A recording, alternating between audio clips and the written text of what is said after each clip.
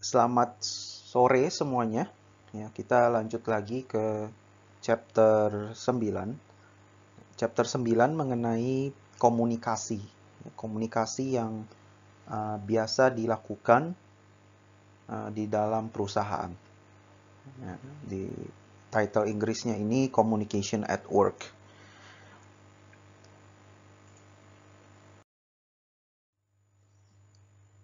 Oke, komunikasi itu harus termasuk ada dua hal, yaitu transfer sama understanding of meaning. Ya, jadi ada dua ini. Di mana kita menyampaikan atau mentransfer informasi kepada orang lain, dan informasi yang disampaikan itu harus dimengerti dengan baik oleh orang yang ingin kita sampaikan informasi tersebut. Ya, jadi komunikasi itu bukan hanya menyampaikan informasi saja, ya, namun juga berkaitan dengan bagaimana informasi itu dimengerti dengan baik oleh si penerima. Proses dari komunikasi itu bisa digambarkan seperti ini. Ya, kita lihat ada sender di bagian kiri, pengirim informasi, lalu receiver, penerima informasi. Di tengah ada channel media yang digunakan, lalu ada noise yang mendistorsi informasi yang disampaikan, lalu ada feedback. Setelah receiver menerima, lalu feedback ke sender. Kita lihat di bagian sender, ini ada message to be sent. Jadi message-nya apa, informasi apa yang ingin dikirimkan. Lalu ada proses encoding, lalu disalurkan, didistribusikan informasi ini, ditransfer melalui channel. Channel ini ya bisa berupa tulisan, kertas, gitu, atau berupa email, message, melalui direct message, dan lain sebagainya. Lalu message diterima di bagian receiver dan message di decode, diartikan, diinterpretasi. Maksudnya apa sih? Nah, setelah diterima dengan baik dan diartikan, receiver akan memberikan feedback. Ya, feedback ke sender. Apakah informasinya dimengerti dengan baik atau kurang jelas? Atau ada yang perlu ditanyakan, maka dikonfirmasi lagi ke sender. Ya, ini seperti kayak kita lagi kelas begini ya. Jadi saya menyampaikan informasi terkait materi kuliah kepada kalian melalui media channel Teams meeting ataupun via video. Lalu kalian terima, kalian artikan informasinya, lalu jika ada yang kurang jelas, ya berikan feedback. Ya, ditanya, apakah ada yang perlu diklarifikasi atau ada yang perlu dijelaskan lebih lanjut. Nah, ini merupakan proses komunikasi yang umum. Ya. Jadi ada sender, receiver, dan di tengah ini ada channel, noise, dan juga ada feedback. Nah, noise adalah hal-hal yang bisa mengganggu komunikasi karena bisa mendistorsi kejelasan dari informasi yang dikirimkan. Ini bisa berupa kayak information overload, lalu makna kata yang mungkin bisa dimengertinya berbeda, perbedaan budaya. Ya, jadi ada hal-hal yang bisa mendistorsi informasi yang dikirimkan oleh sender.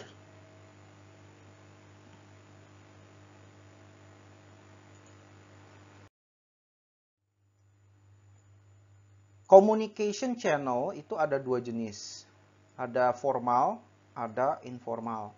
Ya, kalau formal ini yang biasa dipakai oleh perusahaan, misalnya melalui email, ya, komunikasi yang dilakukan melalui email ataupun melalui surat, ya, surat resmi yang memang komunikasi itu dilakukan untuk keperluan formal ya di dalam perusahaan. Dan alur komunikasi mengikuti authority chain ya. Jadi sesuai dengan komennya ya, sesuai dengan otoritas yang ada di perusahaan. Misalnya dari direktur, dia harus berkomunikasi ke bawahannya, manajer, ya misalnya, lalu manajer ke supervisor, dari supervisor ke baru ke bawahan atau ke staff gitu. Nah, jadi ada otoritas, authority chain yang harus diikuti polanya ya kalau mengikuti formal communication di perusahaan. Dan isi dari informasi yang disampaikan itu terkait dengan professional activities ya. Jadi aktivitas-aktivitas yang dilakukan dalam perusahaan secara profesional. Selain formal, ada informal. Kalau informal itu spontaneous channel from individual choice, ya bisa berupa mungkin pakai sosial media ya, atau ngomong langsung gitu ya, secara informal. Dan biasanya isi dari message-nya itu yang berkaitan dengan personal ataupun sosial. Ya, mungkin saja tidak berkaitan langsung dengan kegiatan kantor, gitu ya. Jadi lebih ke arah personal, kayak mungkin gosip, lalu ada isu-isu lain yang tidak terkait dengan kerjaan di kantor. Nah, itu bisa melalui informal, ya, informal communication. Kalau formal, dia fokus ke kerjaan sih ya, kerjaan kantor, professional activities. Dan juga sifat dari komunikasi ini, penyampaiannya ya, follow path-nya di sini kalau dibilang itu mengikuti authority chain, rantai otoritas, mulai dari yang paling tinggi ke di bawahnya, ya, lalu ke bawahnya lagi, ke orang yang di bawahnya lagi, dan seterusnya. Ya, kayak di militer gitu kan, kalau kayak di militer, jenderal dia berkomunikasi dengan bawahannya, mungkin kolonel, lalu dari kolonel turun lagi ke letnan, ya, atau turun lagi ke sersan, saya lupa yang mana yang lebih tinggi ya. Pokoknya ada chain of command-nya gitu ya. Jadi jenderal nggak ngomong langsung ke prajurit, jadi melalui atasan-atasannya, ada layer-nya, ada tahapan atau level yang harus diikuti ya, yang harus dipatuhi untuk komunikasi secara formal.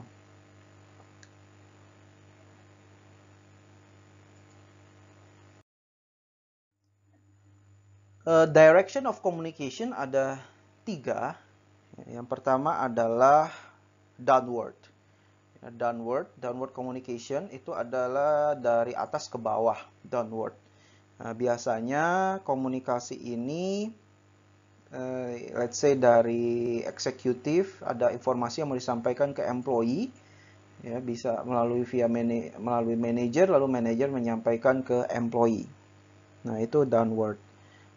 Dan umumnya ini one way, ya tidak ada atau mungkin sangat sedikit ya ada respons baliknya dari employee ke eksekutif gitu.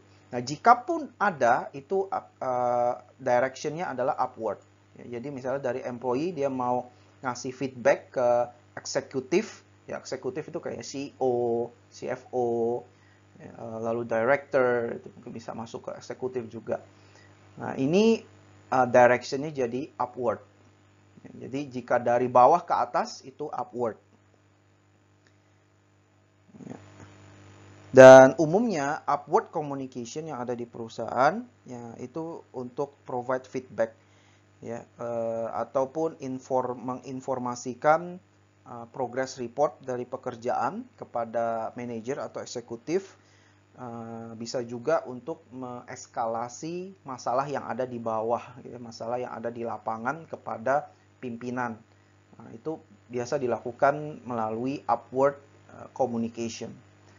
Nah, satu lagi adalah lateral. Lateral adalah directions ke sesama, ya, sesama level karyawan. Ya, jadi misalnya kita sesama employee itu berkomunikasi dengan employee yang lain satu level gitu ya. Nah, itu namanya lateral. Di sini contohnya manajer ya, manajer berkomunikasi dengan manajer yang lain kan sama-sama manajer levelnya. Ini nama direction of communication-nya itu lateral ya. Jadi lateral itu sama ya, komunikasi yang dilakukan oleh sesama level atau tingkatan jabatan di perusahaan. Nah, kalau mengulang lagi, kalau downward itu dari atas ke bawah ya, dari pimpinan dia ingin berkomunikasi ke bawahan. Ya, kalau upward dari bawahan ingin berkomunikasi ke atasan. Kalau lateral itu sesama ya. Terjadi komunikasinya antara members of work group atau members at the same level. Ya, ya intinya horizontal ya, lateral ya, horizontal communication-nya antar sesama kita di grup yang sama atau level karyawan, level jabatan yang sama.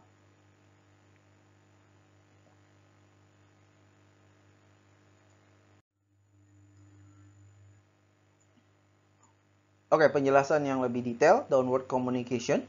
Ya, communication that flows from one level to a lower level yang tadi ya. Dan umumnya ini one way communication.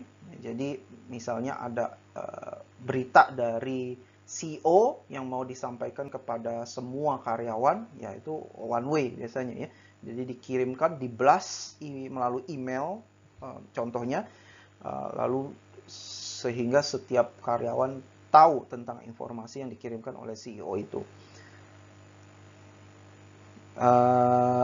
Lalu dari segi managers bisa saja menjelaskan kenapa decision-nya itu dibuat, ya, ada informasi seperti itu. Akan tetapi biasanya sih kalau downward communication seperti ini tidak meminta ya atau tidak menerima masukan dari ataupun komentar dari employees, ya, karena sifatnya yang satu arah ini.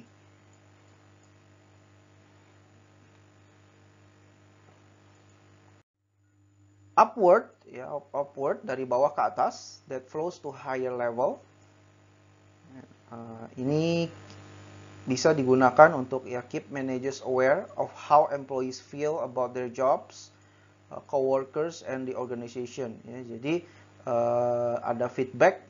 Ya, jadi kalau mau ada feedback dari bawah ke atas itu bisa namanya adalah upward communication. Salah satu fungsinya upward communication ini supaya managers, supervisors itu tahu ya, bagaimana karyawan itu melakukan pekerjaannya, apakah ada keluhan, ada komplain, ya, dan juga misalnya kalau ada masalah bisa disampaikan kepada managers atau supervisor ataupun pimpinan yang di atasnya.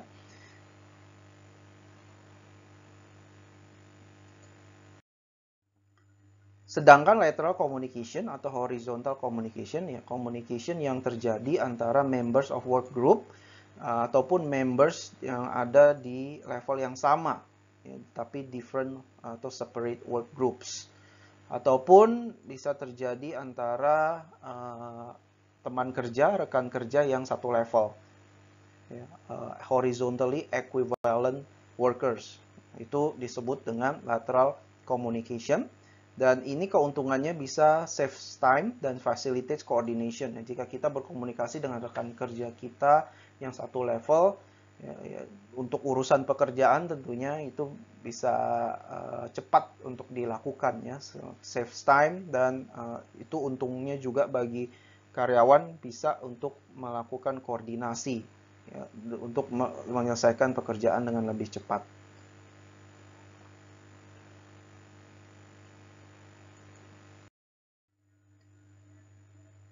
Nah, small group networks bisa digambarkan seperti ini. Ada 3 bentuk chain, ada yang bentuk wheel, roda, ada yang all channel. Ya, kalau chain kita lihat di sini koneksinya, ya, jadi antar satu karyawan dengan karyawan, ya, ini bisa bisa berkomunikasi, ya, dengan alur seperti ini. Itu kalau chain. Dan ini umumnya mengikuti formal chain of command. Ya, jadi ada chain of command-nya. Ya, jadi misalnya si A itu hanya bisa berkomunikasi dengan B sama C. Ya, lalu C hanya bisa berkomunikasi dengan D, gitu ya. Lalu B bisa berkomunikasi dengan E. Gitu. Demikian juga sebaliknya, jika mau ke atas itu D harus berkomunikasi dengan C dulu. ya baru dari C baru ke A, ya. Lalu dari kalau E dia harus ke B dulu, dari B dia harus ke A, ya. Jadi ada urutan level yang harus diikuti secara formal, ya, chain of command-nya. Kalau will yang di sini, will itu bergantung sama satu orang di tengah. Jadi orang-orang di sini, karyawan-karyawan di sini itu komunikasinya langsung ke orang pimpinan yang di sini, ya. Si A, let's say, ya, si A. Jadi jika komunikasi yang menggunakan tipe will, yang A-nya ini orang yang menjadi A, leadernya itu harus yang bukan orang yang kuat, ya, strong leader. Dia mempunyai kontrol yang luar biasa karena komunikasi itu semuanya berpusat ke dia, will. Sedangkan kalau all channel itu semua karyawan bisa berkomunikasi satu dengan yang lain, ya, jadi bebas, semuanya ini bisa. Nah, kalau kita lihat panahnya itu kemana-mana, ya. Kita mau komunikasi ke sini, ke sini, sini, kemana-mana gitu, ya. Jadi nggak ada chain of command, tidak ada satu orang yang mengontrol. Komunikasi bisa bebas dilakukan ke semua orang, ke semua karyawan. Nah, itu kalau all channel group networks.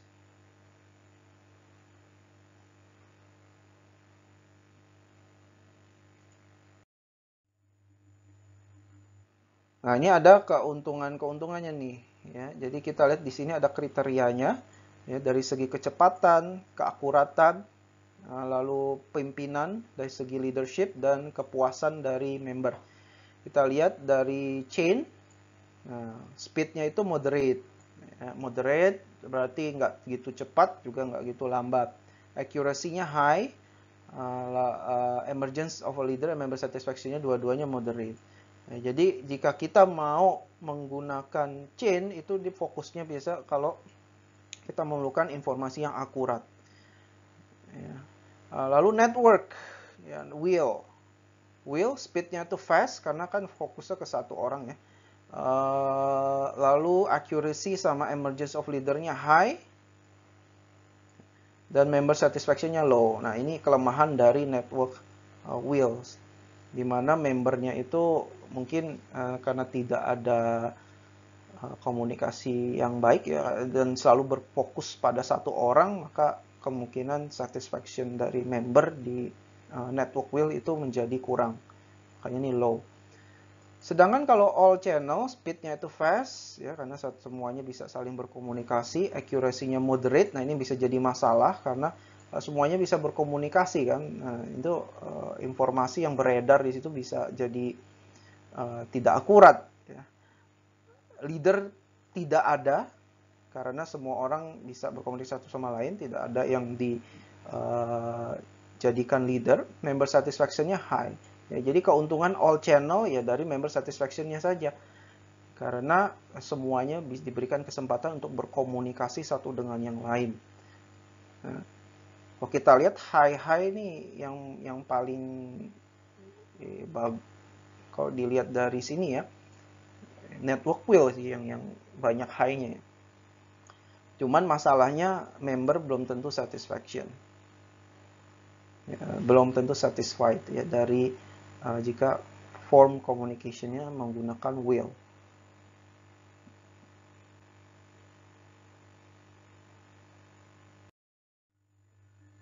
Lalu ada istilah yang namanya grapevine. Grapevine ini ya merupakan informal communication network. Ya, kalau tadi kita lihat ada yang di slide awal, ya, ada formal sama informal communication. Nah, ini yang informalnya, grapevine namanya.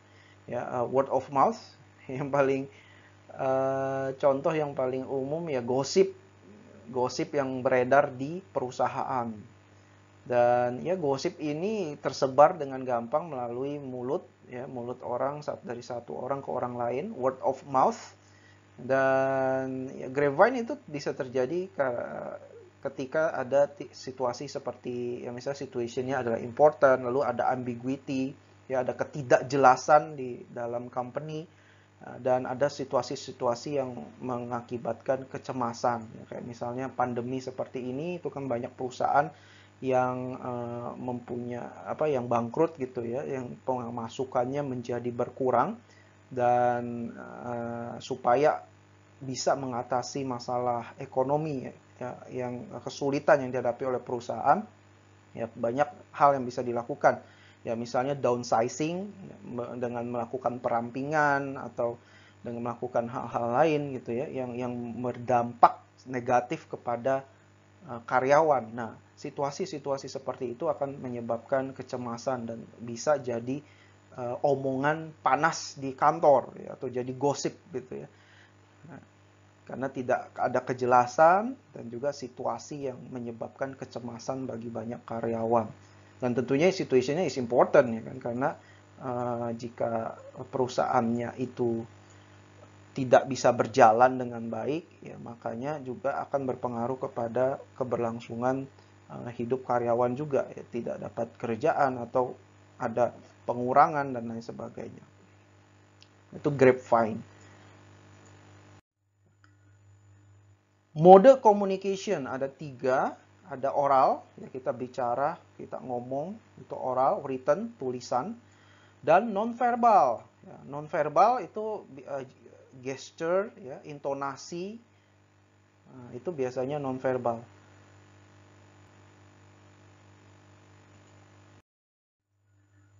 Oral communication, ya, waktu saya ngomong begini ke kalian, itu oral, ya, berbicara langsung. Keuntungannya speed, ya lebih cepat, ya kalian bisa lebih cepat nangkap, lebih cepat terinform, lalu ada feedback, kalau kalian nggak ngerti bisa langsung feedback ke saya, bisa disampaikan apa yang kurang jelas, dan saya pun bisa merespons dan menjelaskan lagi, ya, jadi cepat. Lalu simple to correct, ya kalau saya ada kesalahan, itu saya bisa dengan cukup gampang bilang, oh mohon maaf ada kesalahan sebelumnya ya, yang benar harusnya begini, bukan yang saya bilang sebelumnya. Nah, itu simple to correct, ya, oral communication. Namun ada disadvantage-nya ya. Disadvantage-nya itu potential for distorted message when passed to a number of people.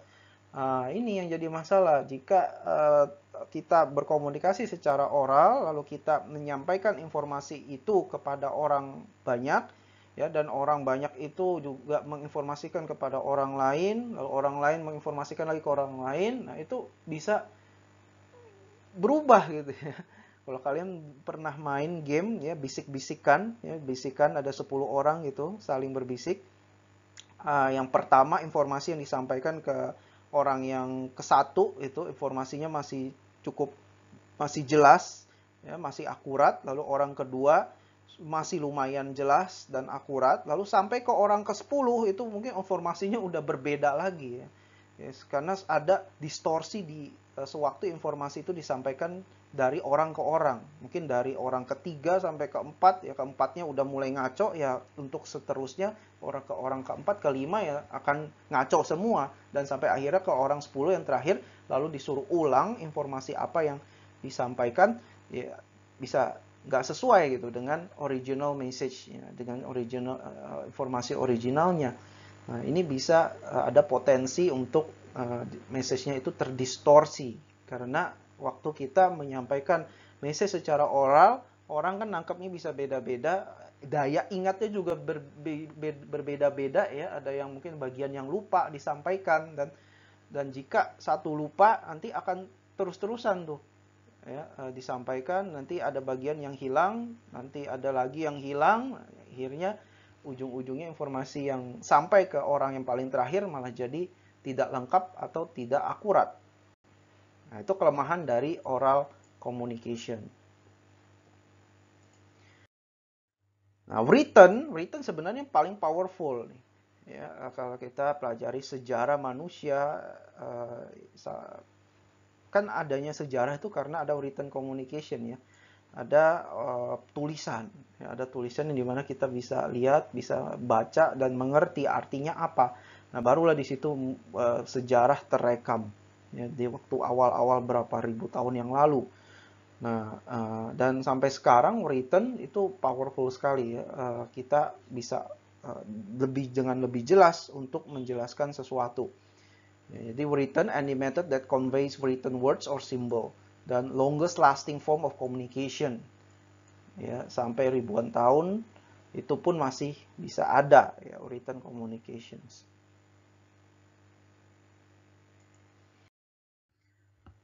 Nah, ini yang menarik. Selain verbal sama written, ada yang disebut juga dengan non-verbal communication. Sorry, yang tadi pertama oral. Ya, lalu non-verbal communication ada body language.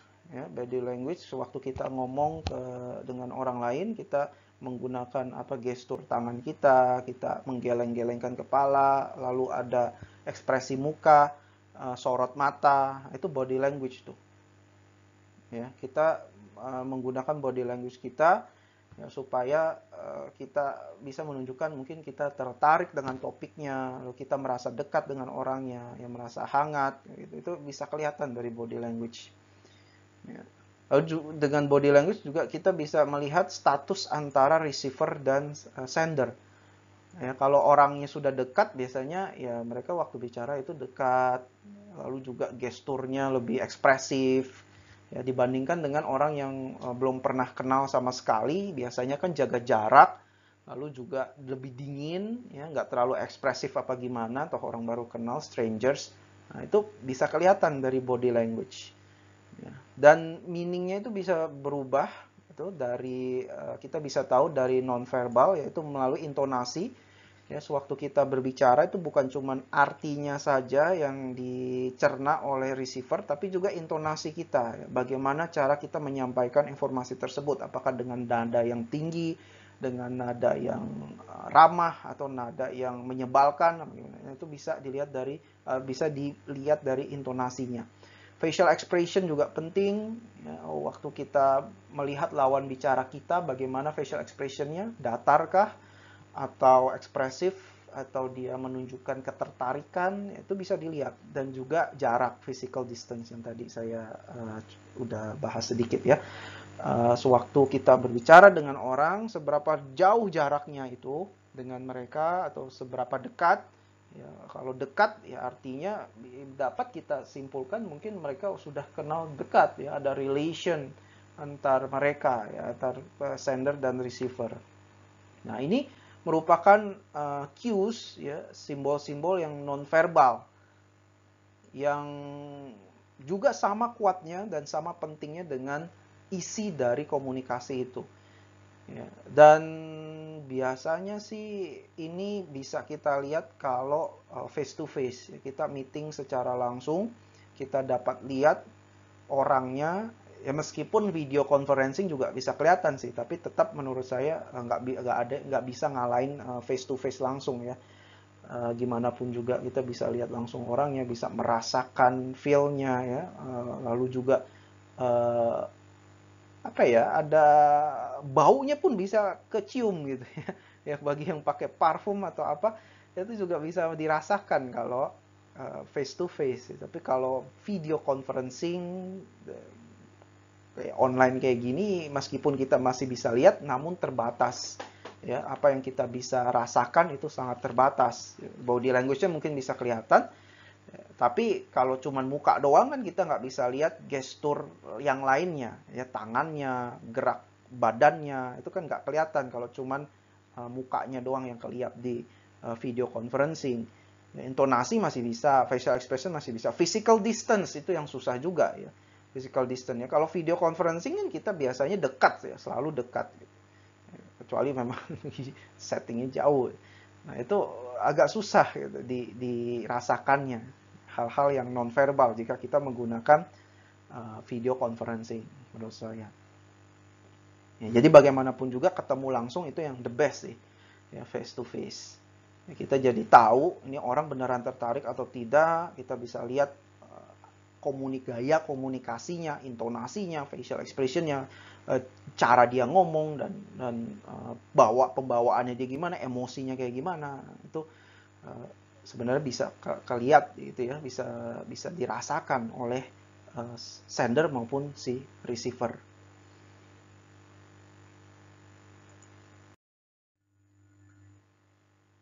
Nah, ada yang namanya channel richness. Ya, jadi setiap communication channel yang kita pakai itu bisa kita ukur richness-nya, ya seberapa kaya. Yang kalau kita lihat yang paling kaya high channel richness ya face to face.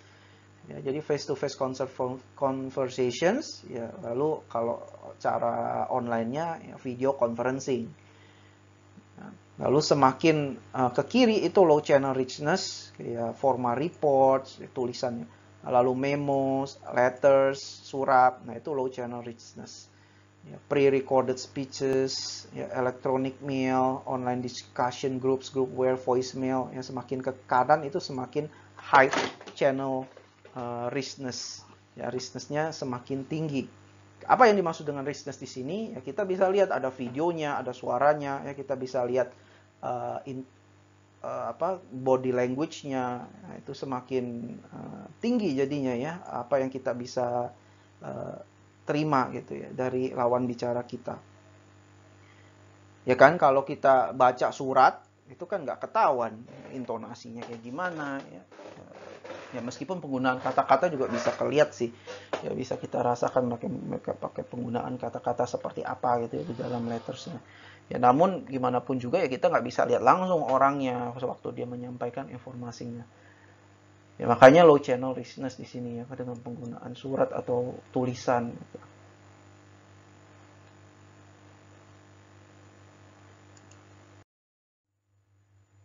Bagaimana kita memilih metode komunikasi ya, jadi channel choice tadi channel-channel yang tadi kita sudah bahas di slide sebelumnya itu bergantung dari apakah message itu rutin untuk disampaikan atau tidak ya, kalau rutin ya bisa memakai variety of methods, jadi methodsnya itu bisa dipakai beberapa methods gitu ya untuk menyampaikan informasi kepada karyawan. Ya, dan juga kita harus mendecide antara oral atau written. Ya, lalu be alert to non-verbal communication. Ya, jadi jangan menyepelekan non-verbal communication seperti body language, intonation, lalu gerak sorot mata, gitu, physical distance. Itu juga hal-hal yang menentukan gitu ya, apakah mereka itu atau lawan bicara kita menunjukkan keseriusan atau dia berbohong ya, atau ada hal-hal lain yang disembunyikan. Nah, itu kita bisa lihat dari non-verbal communication.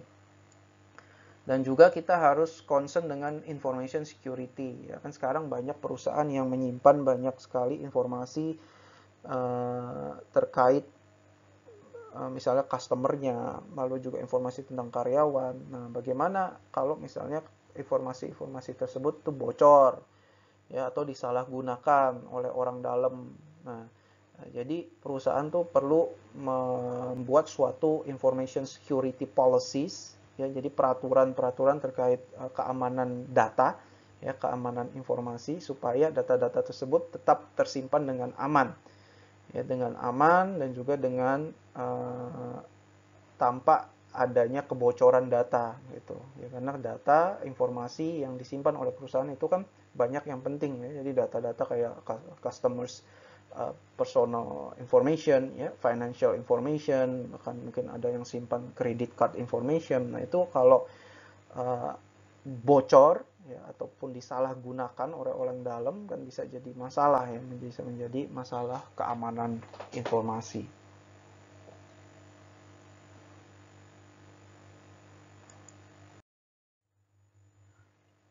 Nah, bagaimana perusahaan bisa memilih oral communication?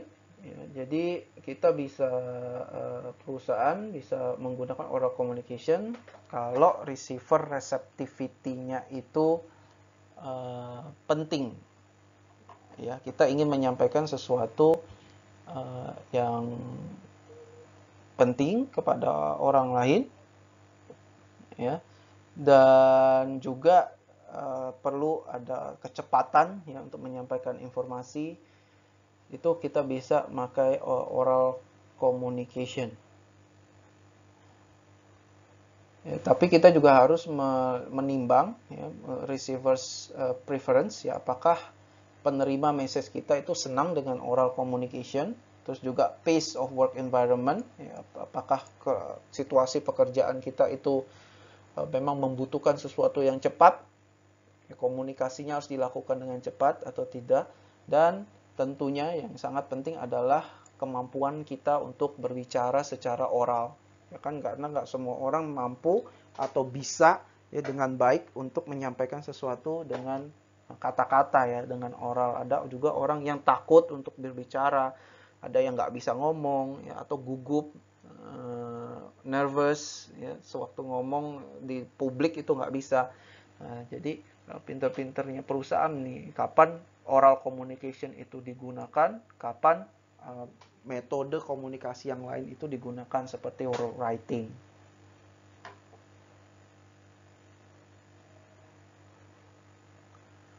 Ya, oke, balik lagi tadi yang receptivity ya, penerimaan dari si receivernya itu penting. Ya, jadi jika kita ingin mendapatkan feedback yang langsung, ya, yang cepat, yang akurat, bisa langsung tahu gitu ya dari resepsi dari si receiver penerima pesan, lebih baik perusahaan memakai oral. Jadi disesuaikan dengan sikon ya, situasi dan kondisinya. Kapan memilih choosing written communication? Ya, ini jika ingin informasi disampaikan terrecord dengan baik. Ya, tangible variable record bisa disimpan dengan jangka waktu yang lama. Lalu message is physically available for later reference, dan karena sudah tersimpan di record, kita bisa cross check lagi ya datanya itu, ya, kayak email gitu ya, kita mau cari tahu dulu pernah email apa aja sih, ya kita tinggal search kan, ada historinya di situ, kita bisa lihat kembali untuk mungkin suatu saat diperlukan atau digunakan.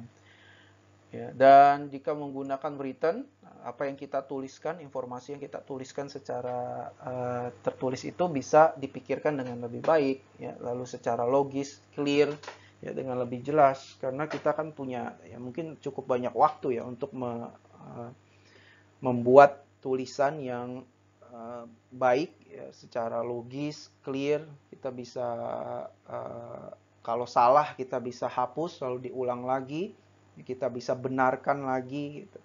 Tapi kalau oral ya mungkin agak sulit ya. Biasanya sih apa yang kita omongkan sekarang ya, kalau oral ya mungkin logikalnya dan clarity-nya ya mungkin nggak se-clear the written communication yang kalau oral. Namun yang jadi masalah dari written communication adalah grammar. Ya, jadi grammar, jika tulisan kita itu banyak kesalahan grammar, itu bisa membuat orang lain jadi terganggu ya. Bagaimana dengan professional writing-nya kita. Maka dari itu perusahaan juga ada beberapa perusahaan ya, kalau dari buku itu bisa training karyawannya ya, bagaimana cara menulis dengan grammar yang benar, baik dan benar.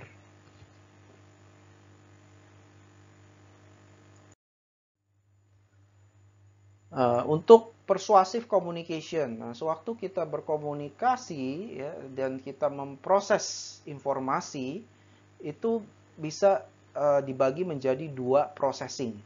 Yang pertama adalah automatic processing, yang kedua controlled processing. Ya, kalau automatic processing itu kita menggunakan superficial consideration of evidence. Ya, jadi kita hanya menggunakan proses pemikiran yang cepat. Ya, kita menggunakan evidence yang seadanya, gitu ya, superficial, yang sebenarnya nggak penting-penting amat, tapi kita gunakan itu sebagai evidence dan menggunakan yang namanya heuristik. Nah, jika kita menggunakan automatic processing, itu waktu yang diperlukan sangat sedikit dan usaha yang dikeluarkan itu juga tidak banyak. Ya, oleh karena itu, ya kita bisa dengan gampang ditipu gitu ya jika kita menggunakan automatic processing. Ya, contohnya jika kita ingin membeli suatu barang atau minuman gitu ya, minuman soda. Ya, kita dihadapkan dengan pilihan apakah kita kalau mau beli minuman soda kita melakukan research dulu gitu di masyarakat ada soda berapa banyak, lalu kita baca reviewnya dulu, ya.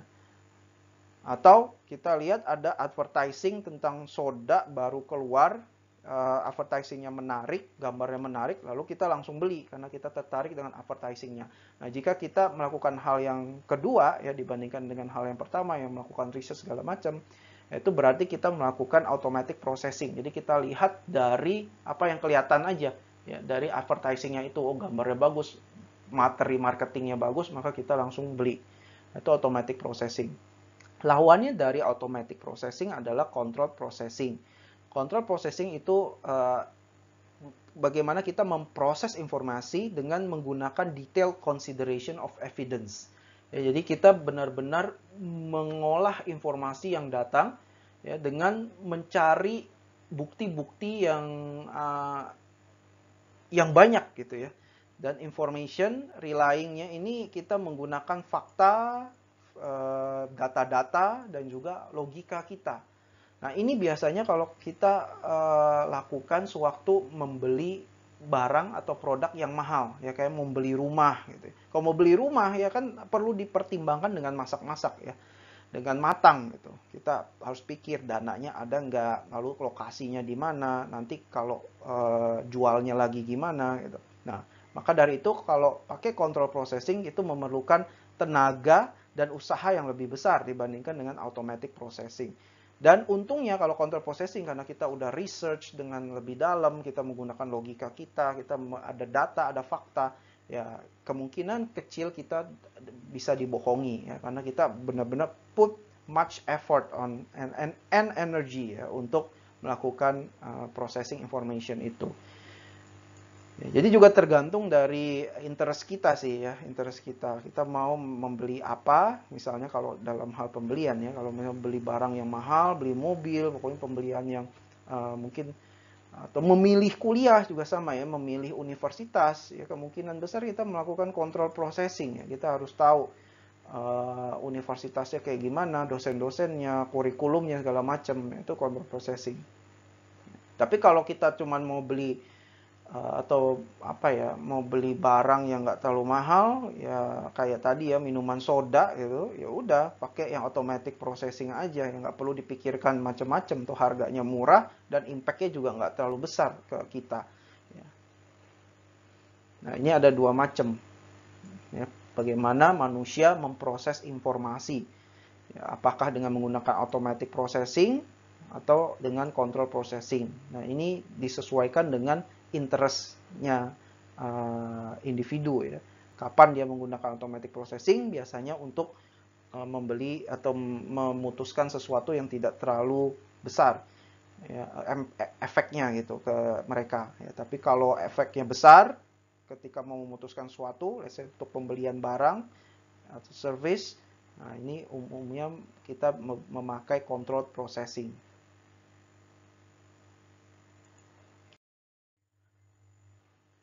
Nah, ini yang tadi ya, choice of processing depends on interest level ya, lalu juga berhubungan dengan prior knowledge ya, apa yang kita sudah pernah lakukan sebelumnya.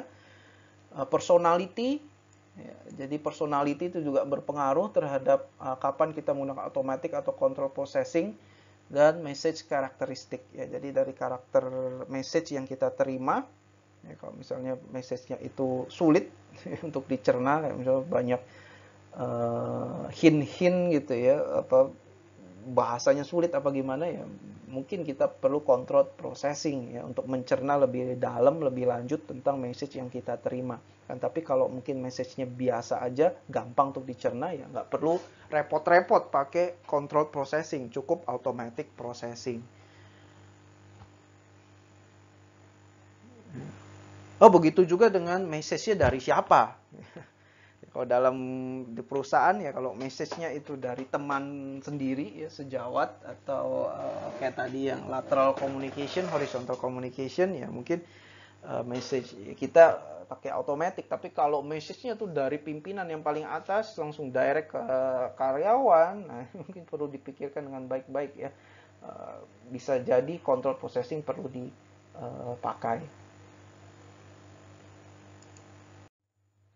Nah, ini ada beberapa barriers ya, halangan bagaimana komunikasi itu bisa jadi tidak efektif.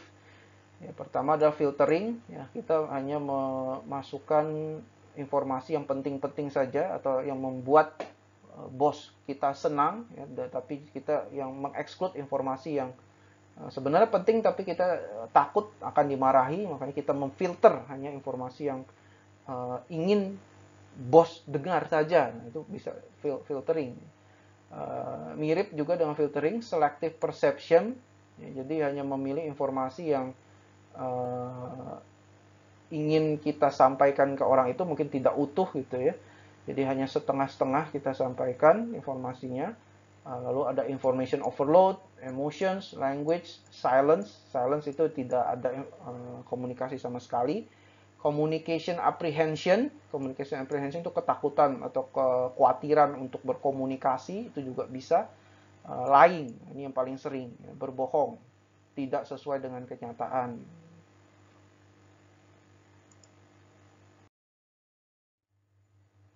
Global implication, ada cross cultural communication barriers. Nah, ini berhubungan dengan culture. Ya, barriersnya, misalnya ada semantik, arti kata yang berbeda. Ya, ada beberapa kata yang mungkin tidak bisa diterjemahkan ke dalam bahasa lain.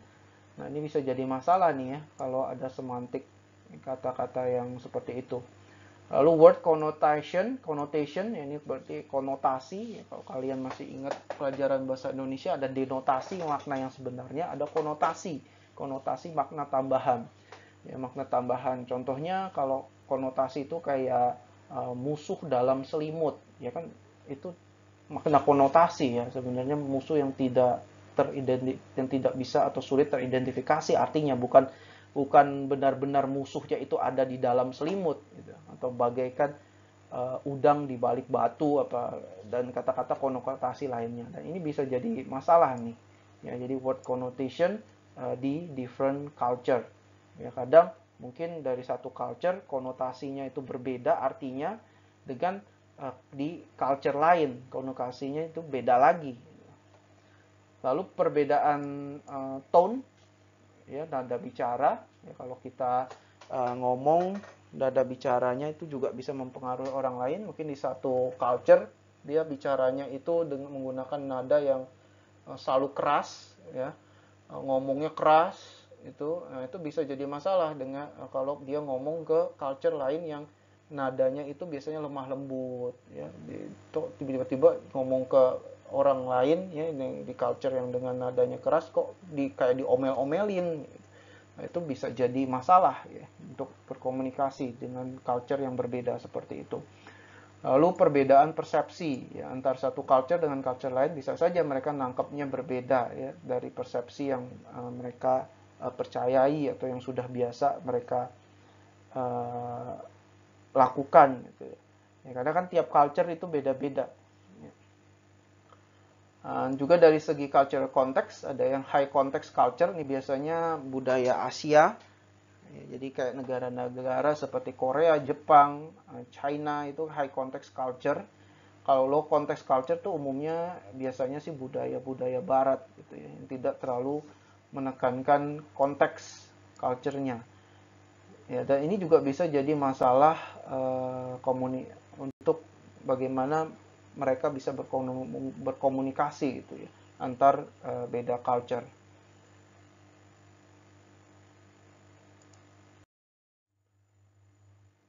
Nah, di buku itu juga disarankan ya jika kita mengalami komunikasi dengan orang-orang yang berbeda culture dengan kita, ya ada 7 saran, yaitu kita harus mengerti tentang culture-nya kita, ya lalu kita harus menumbuhkan atau mengembangkan rasa saling hormat, ya rasa adil dan juga rasa kemampuan untuk berdemokrasi.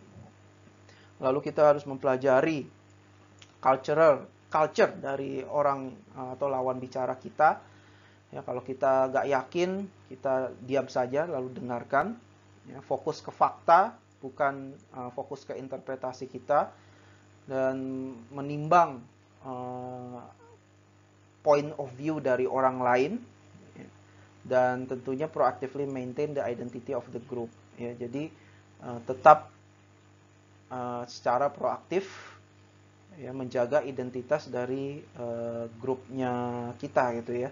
Jadi jangan mungkin menghina atau gimana gitu ya. Identitasnya itu tetap dijaga. Oke, saya kira itu poin-poin penting dari chapter ini ya, communication at work ya. Bagaimanapun juga ini merupakan chapter yang menurut saya sangat penting ya, gimana kita sebagai manusia perlu berkomunikasi, malah harus berkomunikasi ya, karena kita juga masuk sosial, apalagi di dalam dunia kerja komunikasi itu sangat penting. Di mana informasi baik itu informasi yang resmi ataupun yang tidak resmi, informal, itu perlu disampaikan ya, ke orang-orang. Oke, dan ada cultural issue juga di sini, ya, terutama perusahaan yang memperkerjakan bermacam-macam karyawan ya, dari different nationalities, ya, mungkin perusahaan yang international atau multinational companies, di mana banyak karyawan yang berasal dari negara-negara lain, dan tentunya negara lain juga punya culture yang berbeda-beda. Nah, ini bisa jadi masalah gitu sewaktu berkomunikasi karena ada perbedaan culture itu. Selanjutnya juga ada masalah lain gitu ya, ada filtering, ada selective perception dan lain sebagainya. Nah, itu juga perlu diaddress oleh perusahaan ya, supaya bagaimana informasi yang beredar ya, dan juga komunikasi yang dilakukan oleh karyawan-karyawan yang ada di perusahaan itu harus bisa terjaga akurasinya ya, dan juga kualitas informasi yang disampaikan perlu diperhatikan ya, tentunya dengan adanya sistem-sistem yang bisa didesain ya, supaya informasi yang beredar dalam perusahaan itu tetap terjaga ya. Salah satu caranya bisa dengan menggunakan knowledge management system ya, supaya informasi yang beredar, knowledge yang akumulasi dalam perusahaan itu bisa di manage dengan baik. Oke, baik, saya kira itu aja dari saya ya untuk chapter ini. Jika kalian ada yang mau didiskusikan atau ada yang ingin ditanyakan, kalian bisa menggunakan forum diskusi. Ya, oke, mungkin itu saja. Selamat sore, terima kasih. Nanti kita jumpa lagi untuk di pertemuan selanjutnya. Thank you.